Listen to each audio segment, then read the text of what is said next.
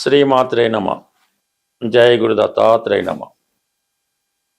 మీనరాశి వారికి మే 1వ తారీఖు నుంచి 15వ తారీఖు మధ్యలో జరగబోయే పక్ష ఫలితాలు పరిశీలించినప్పుడు మరి మీనరాశి వారికి ప్రస్తుతం రాశి యందు శనిగ్రహ సంచారం జరుగుతుంది. ఈ శనిగ్రహ రాశి యందు సంచరించినప్పుడు ఏ ప్రయత్నం చేసినా కూడా ఆ ప్రయత్నం జాతకుడికి ఎంతవరకు అర్హత ఉన్నది అని ఆలోచించి మాత్రమే ఇవ్వడం జరుగుతూ ఉంటుంది. సో అర్హత లేని దానికోసం మీరు ఎంత ప్రయత్నం చేసినా అది మీకు దక్కే అవకాశం ఉండదు. అందువల్ల ప్రస్తుతం ఈ మీనరాశి వారు ఒక ఉద్యోగం కొరకు ప్రయత్నం చేసినా, ఒక రాజకీయ పదవి కోసం ప్రయత్నం చేసినా, ఈవెన్ వివాహం కోసం ప్రయత్నం చేసినా సరే మీ స్థాయి ఏంటో చూసుకొని దానికి తగ్గట్టుగా ప్రయత్నం చేసుకుంటే ఖచ్చితంగా మీ పని జరుగుతుంది. స్థాయికి మించి ప్రయత్నం చేస్తే మాత్రం అవమానం తప్పకపోవచ్చు. సో అది ఈ జన్మశని ప్రభావం వల్ల జరుగుతూ ఉంటుంది. అయితే ప్రతి పని కూడా చాలా కష్టపడి చేయవలసి ఉంటుంది. ఎవరో ఒకరికి ఏదో సమస్య రావడం వల్ల ఎక్కువ సొంత సమస్యల మీద దృష్టి పెట్టలేకపోతూ ఉంటారు. పైపెచ్చి ఈ సమయంలో కుజగ్రహం ధన భాగ్యాధిపతిగా ఉన్నటువంటి కుజుడు మీనరాశిలో ప్రవేశించాడు. అయితే ధనాధిపతి రాశిలో ప్రవేశించినప్పుడు కొద్దిగా సెల్ఫ్ ఎర్నింగ్, స్వతంత్రంగా ధనం సంపాదించాలనే ఆలోచన, భాగ్యాధిపతి రాశిలోకి వచ్చినప్పుడు కొద్దిగా దైవ సహకారం కానీ తండ్రి గారి సహకారం కానీ లభిస్తూ ఉంటుంది. అయితే అక్కడ ఉన్నటువంటి శనిగ్రహంతో కలిసాడు అనమాట. అంటే రెండు శత్రుగ్రహాలు ఏ రాశిలో ప్రవేశించినా ఆ రాశి యొక్క కారకత్వాలు చాలా వరకు ఇబ్బంది పెడతా ఉంటాయి, పాడవుతూ ఉంటాయి అన్నమాట. సో అందువలన ఇప్పుడు ఆరోగ్యపరంగా కొన్ని సమస్యలు మీరు ఎదుర్కోవచ్చు, శక్తి హీనం కావచ్చు. ఏ ప్రయత్నం చేసినా, ఒక ఇంటర్వ్యూకి వెళ్ళినా, ఒక ఆరోగ్యం కొరకు శ్రద్ధ తీసుకున్నా, దేంట్లోకి వెళ్ళినా కూడా మీరు సరైనటువంటి ఫలితాన్ని పొందలేకపోతుంటారు. మీ ఒరిజినల్గా ఉన్నటువంటి మీ అర్హత కూడా మీరు దాన్ని మర్చిపోవడం వల్ల, గుర్తించలేకపోవడం వల్ల ఇబ్బంది పడడం జరుగుతూ ఉంది. సో అందువలన కొంతవరకు ఈ రాశి వారికి ఈ మే నెల 11వ తారీఖు వరకు చాలా వ్యక్తిగత సమస్యలు, అనారోగ్య సమస్యలు, కొన్ని చిన్న చిన్న ప్రమాదాలు లాంటివి కూడా జరిగే అవకాశం ఉంది. ఉద్యోగపరంగా మరి హెరాస్మెంట్ ఎదుర్కొంటూ ఉంటారు. ఎంత కష్టపడినా, రోజుకి 16 గంటలు పనిచేసినా సరైనటువంటి తృప్తి మీ పై అధికారులకు ఇవ్వలేకపోతుంటారు. మీరు ఏ స్థాయి ఉద్యోగంలో ఉన్నా కూడా ఈ వృత్తిపరమైన హెరాస్మెంటు, మీ కింద చిన్నవాళ్ళు చేసే తప్పులు మీరు భరించవలసి ఉంటుంది. సో ఇది పక్కన పెడితే ధనస్థానంలోకి రవిగ్రహం రావడం జరిగింది. షష్టాధిపతిగా రవి ధనస్థానంలోకి రావడం కొంతవరకు కొత్త ఉద్యోగ ప్రయత్నాలు ఫలిస్తాయి. అలాగే కొత్త ఆదాయ వనరులు ఏర్పడతాయి. కుటుంబంలో ఎవరో ఒకరికి ఆదాయం పెరగడం వల్ల, ఉద్యోగం రావడం వల్ల కొంత ఆర్థిక భారం మీ నుంచి తగ్గుతుంది.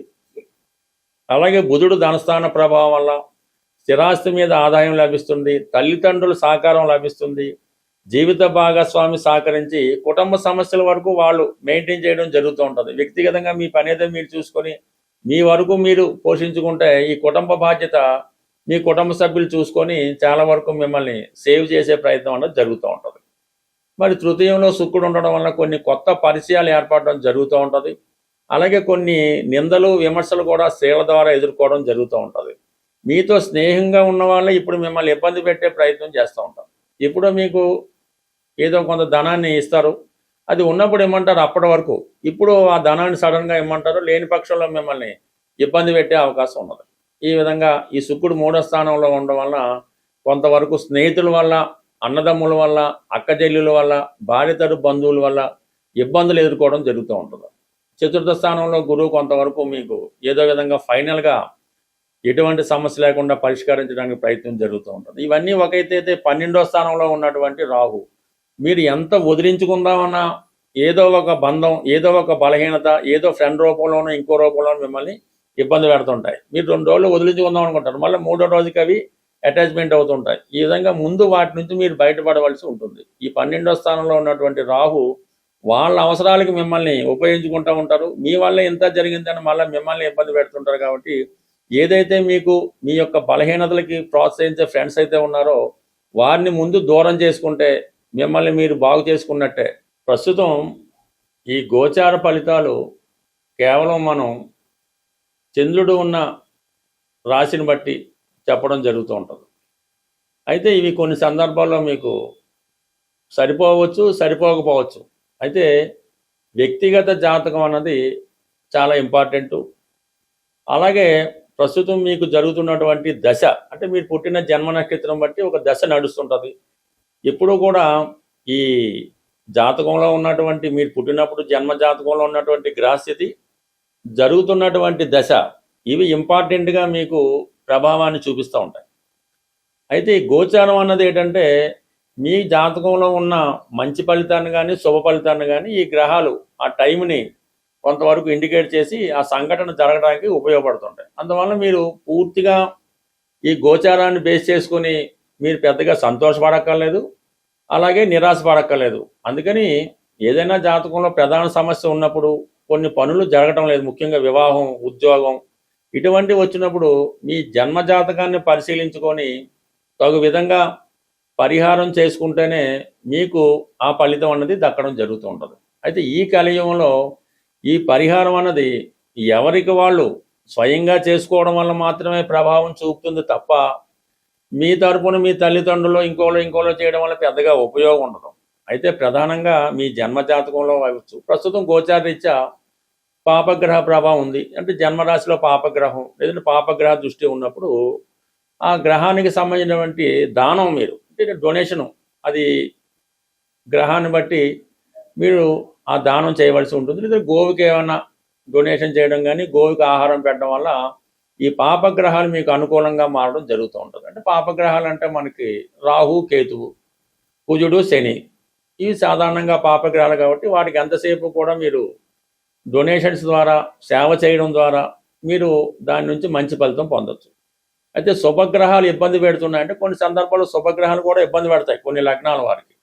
అప్పుడు ఆ శుభగ్రహాలకి ఏం చేయాలంటే, మీరు ఆ దైవానికి, ఏ గ్రహం అయితే ఇబ్బంది పెడుతుందో ఆ గ్రహం యొక్క దైవానికి మీరు పూజా కార్యక్రమాలు దేవాలయంకి వెళ్ళడం వల్ల పరిష్కారం చేసుకోవచ్చు. ఉదాహరణకి ఏంటంటే, శుక్రగ్రహం వల్ల ఇబ్బంది కలుగుతుంది, లక్ష్మీ అమ్మవారినో దుర్గా అమ్మవారినో ఆరాధించుకోవచ్చు. బుధగ్రహం వల్ల ఇబ్బంది పడుతుంది, వినాయకుడిని కానీ వెంకటేశ్వర స్వామి కానీ పూజించుకోవచ్చు, విష్ణుమూర్తిని పూజించుకోవచ్చు. గురుగ్రహం వల్ల ఇబ్బంది కలుగుతుంది, దత్తాత్రేయుని పూజించుకోవచ్చు, శివుణ్ణి పూజించుకోవచ్చు, దక్షిణామూర్తిని ఆరాధించవచ్చు. ఈ విధంగా శుభగ్రహాలు మాత్రం దైవ దర్శనం, దైవారాధన, ఈ ఉపవాసాల వల్ల కంప్లీట్గా మీరు సాల్వ్ చేసుకోవచ్చు. ఈ పాపగ్రహాలకి ఏంటంటే, గోసేవ వల్ల, డొనేషన్ చేయడం వల్ల, మీ పెద్దవాళ్ళకి సేవ చేయడం వల్ల, శనిగ్రహం ఇబ్బంది పెడుతున్నాడు, మీ తాతగారికో లేదంటే మీ తండ్రి గారు వృద్ధులైంటే వారికో సేవ చేయడం వల్ల అది కంప్లీట్గా మీకు బ్రహ్మాండంగా పనిచేస్తుంటుంది. అలాగే చంద్రుడు ఇబ్బంది పడుతున్నాడు, మదర్కి సేవ చేయడం, అమ్మమ్మ గారికి సేవ చేయడం, స్త్రీలకు సేవ చేయడం, ఈ విధంగా సేవ చేయడం వల్ల కూడా ఈ పాపగ్రహాలు మీకు అనుకూలంగా మారడం జరుగుతూ ఉంటుంది. అంటే మీ కొరకు మీరు చేసుకుంటేనే ఈ ఫలితం దక్కుతుంది తప్ప, మీ కొరకు ఇది డబ్బు ఖర్చు పెట్టి ఎవరితో జపాలు చేయించాం, పూజలు చేయించాం, హోమాలు చేయించాం, మీరు ఎక్కడో అమెరికాలో ఉంటాడు, ఇక్కడ ఇండియాలో ఏదో ఏం చేస్తే మీకు ఏమొస్తుంది, మనీ వేస్ట్ తప్ప.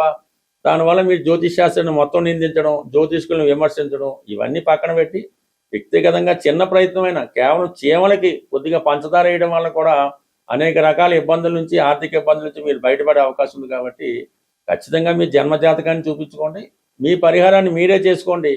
ఎవడికి ఆకలిస్తే వాడు భోజనం చేయాలి తప్ప, ఎవడు భోజనం చేస్తే మీ ఆకలి ఎట్టు తీరుతుంది ఈ కలియుగంలో. జై సాయిరాం.